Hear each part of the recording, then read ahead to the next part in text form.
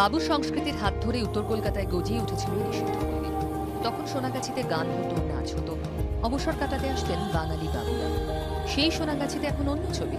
নিষিদ্ধ পল্লীর বেড়াজাল টপকে সোনাগাছির যৌনকর্মীরা মাঝে মধ্যেই রাস্তায় নামেন নিজেদের দাবিতে সোচ্চার হয়ে। সোনাগাছির যৌনকর্মীদের এই লড়াই আন্দোলন এখন মার্কিন মুলুকের এক বিশ্ববিদ্যালয়ের অন্যতম পাঠ্য। তারা সামাজিক এবং রাজনৈতিক জায়গাতে নিজের যে জায়গাটা তৈরি করেছে, এটা একটা বিশাল, সারা পৃথিবীতে কোথাও ঘটেনি। সে বিশ্ববিদ্যালয়ের ছাত্রছাত্রীরাই সোনাগাছি ছুটে এসেছেন যৌনকর্মীদের আন্দোলনের চেহারা সরেজমিনে দেখতে।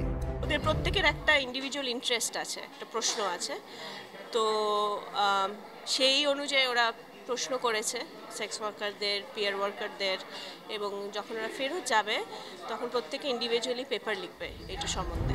সকাল থেকে ছাত্রছাত্রীদের ঘন্টার পর ঘন্টা সময় কাটল যৌনকর্মীদের সংসারে। আমেরিকা থেকে আসা ছাত্রছাত্রীরা সেই লড়াইয়ের কথাই শুনলেন যৌনকর্মীদের কাছ থেকে, আর তাদের দেশেরও যৌনকর্মীরা যেভাবে লড়াই করে বেঁচে আছেন সেই লড়াইয়ের কথা শোনালেন এখানকার যৌনকর্মীদের। ক্যামেরায় অরিন মুখার্জির সঙ্গে উজ্জ্বল।